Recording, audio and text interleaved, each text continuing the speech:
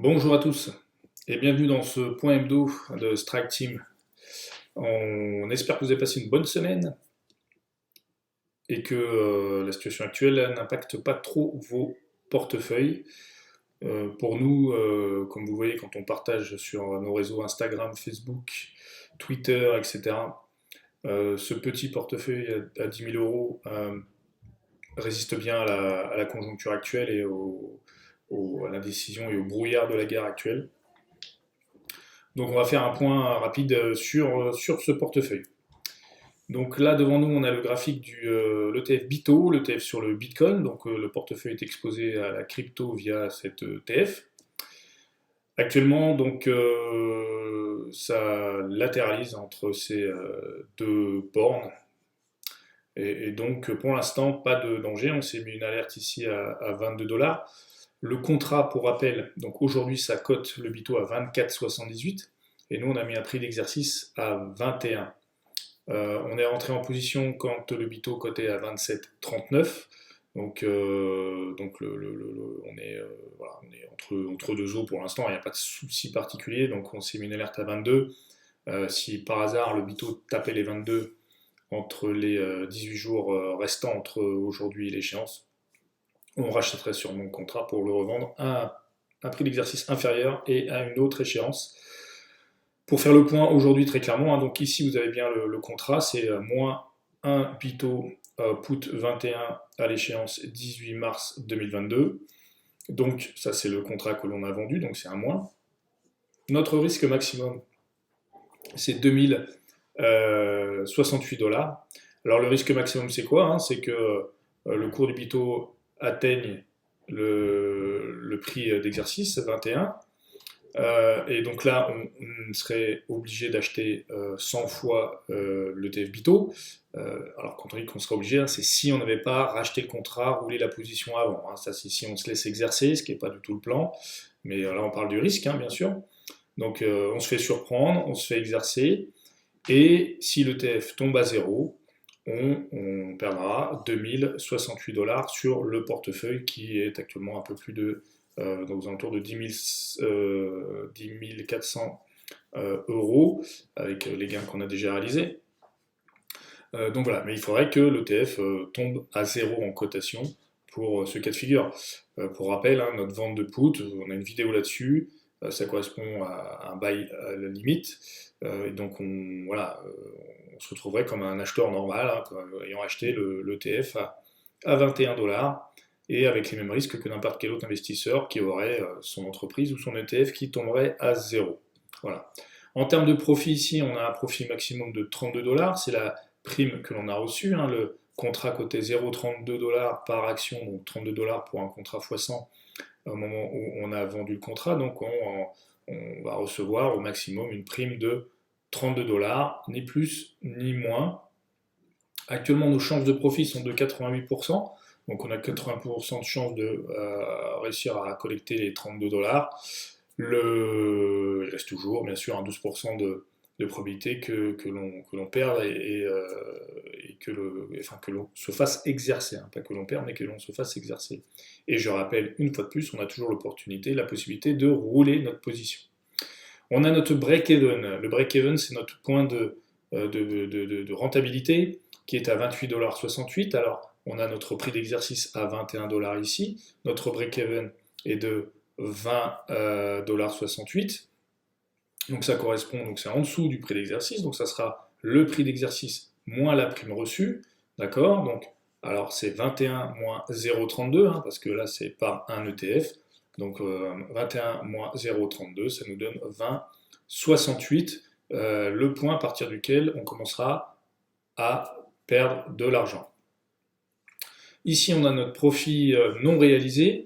Alors pour l'instant on est à moins 67, ça veut dire que si on clôturait la position aujourd'hui, on serait sur une perte de 7 $ parce que le TF, plus il se rapprochera de notre prix d'exercice parce qu'on est en dehors de la monnaie, donc plus il se rapprochera d'un cours dans la monnaie, enfin du prix d'exercice ou dans la monnaie, plus sa valeur va augmenter. Donc si on doit le racheter, actuellement, si on fait une perte de 7 $ non réalisés, ça veut dire qu'actuellement le contrat, comme on l'a acheté 32, bah, il cote 39 dollars, enfin 0,39 dollars par action. Et donc si on voulait clôturer la position, c'est-à-dire à racheter l'ETF, on serait obligé de le racheter 0,39 dollars par action, soit 39 dollars. Mais comme on a pris un gain de 32 dollars avec la prime qu'on a collectée, ça nous ferait un delta de moins 7 dollars. Voilà. Voilà pour l'ETF Bito, donc pas d'inquiétude pour l'instant. On est bien placé, on est sur un bon support. On est à l'abri de rien, bien sûr, hein, mais voilà, voilà, c'est l'avantage des options. On a toujours cette flexibilité de pouvoir rouler la position si ça devient inconfortable. On va basculer maintenant sur XLRE, pardon. XLRE, l'ETF sur, donc c'est un REIT, un Real Estate Investment Trust, donc c'est un ETF sur des valeurs immobilières nord-américaines, donc toujours avec la même échéance, 18 mars 2022.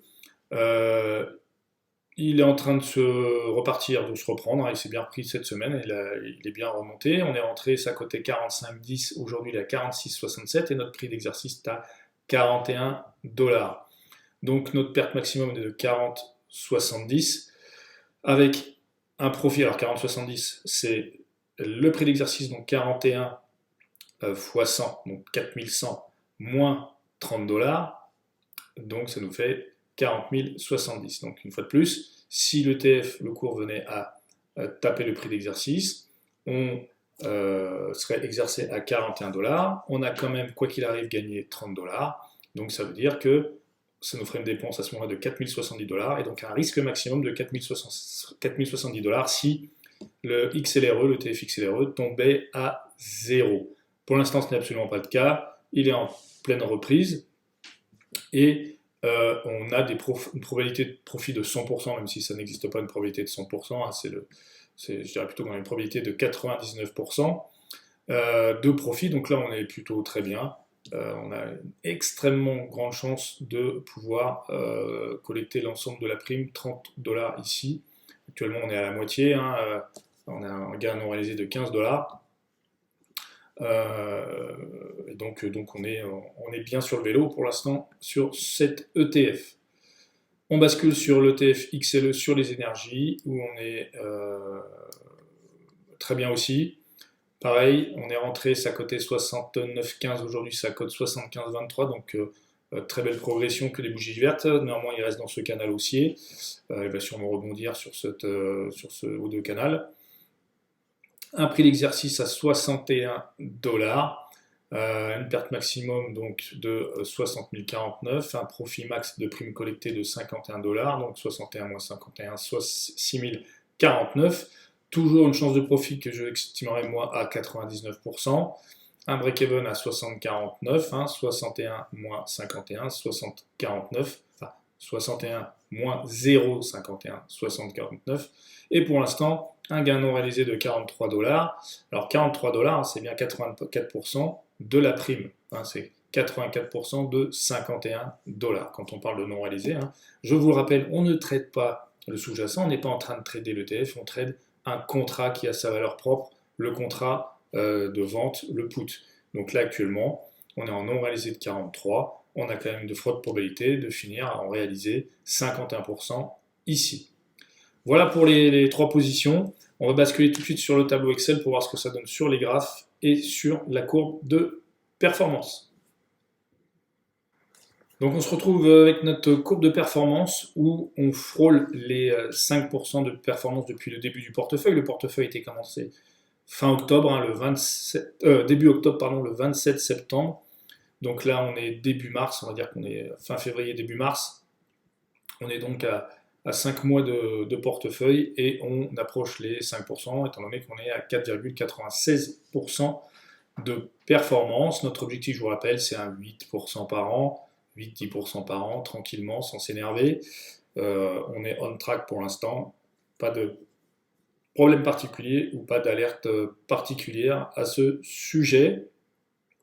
On va vous rajouter sur le prochain briefing, on va vous rajouter les notions de risque, parce que vous présentez des performances comme ça sans les valeurs du risque, ça serait vous vendre du rêve en fait.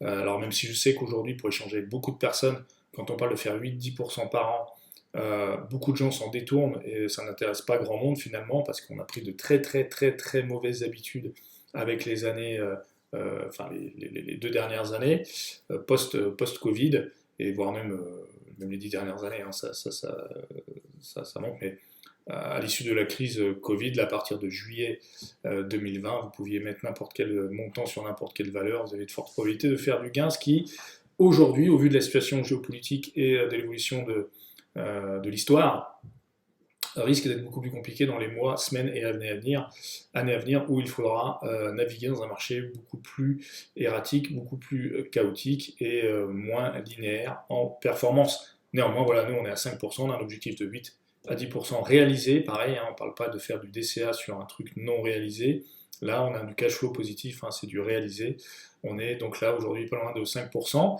On vous rajoutera les ratios, les chiffres de risque sur le prochain briefing. Actuellement, sur le ratio de Sharpe, on est à 2,67% depuis le début du portefeuille, hein, sur toute la durée. Hein. Donc on est sur quelque chose de très correct.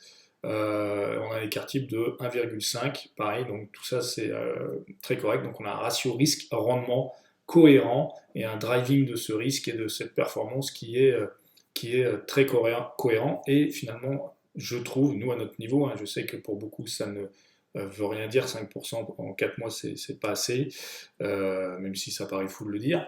Et donc voilà, on est surtout sur une performance réalisée avec un risque très maîtrisé. On va regarder ce que ça donne tout de suite au niveau mensuel, au niveau du graphique.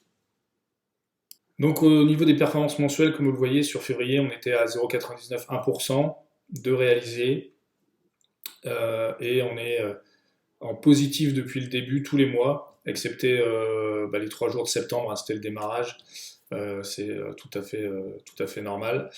Et donc voilà, on a que des mois positifs depuis maintenant 5 mois. Est-ce que ça va durer? Vous le verrez bien. Hein. Et donc, il faut bien se rendre compte d'une chose là, aujourd'hui, actuellement, hein, c'est que on est fin février, début mars, on a passé janvier, depuis fin novembre, début d'année, les marchés financiers dans leur ensemble sont sur une pente assez glissante, plus les événements géopolitiques actuels. Nous, on estime qu'on est extrêmement content de réaliser une performance comme ça dans un marché aujourd'hui tel que celui-là, en sachant que la majorité des gens aujourd'hui sont plutôt, en fonction de quand est-ce qu'ils sont entrés sur le marché bien sûr, hein, mais c'est compliqué pour tout le monde. Voilà, donc nous, on dégage une performance qu'on appellerait nous extrêmement correcte, loin des performances un peu YOLO là sur des produits un peu exotiques ou sur de la crypto, et comme de toute façon vous le voyez bien, on est sur le Bitcoin aussi, donc on ne met pas la crypto de côté, loin de là. Et donc voilà, donc performance positive. On verra ce que ça donne par la suite, mais on va pas vous le cacher, on est extrêmement confiant sur la suite de ce portefeuille. Voilà, je vous souhaite une excellente fin de journée, un excellent week-end. Prenez soin de vos proches. Prenez 2 secondes pour vous instruire aussi. Et on vous dit à très bientôt. Ciao. All these thoughts are too negative. I don't wanna get lost in the sedative. Gotta show them what I got, I'm competitive. You know I'm about to go off, I won't let them win. I'll take a stab, I wanna chase the bag. I wanna weigh, I can change all the things I lack. I gotta face the facts, I got a taste in that. Got me obsessed with the rest, I got an itch to scratch.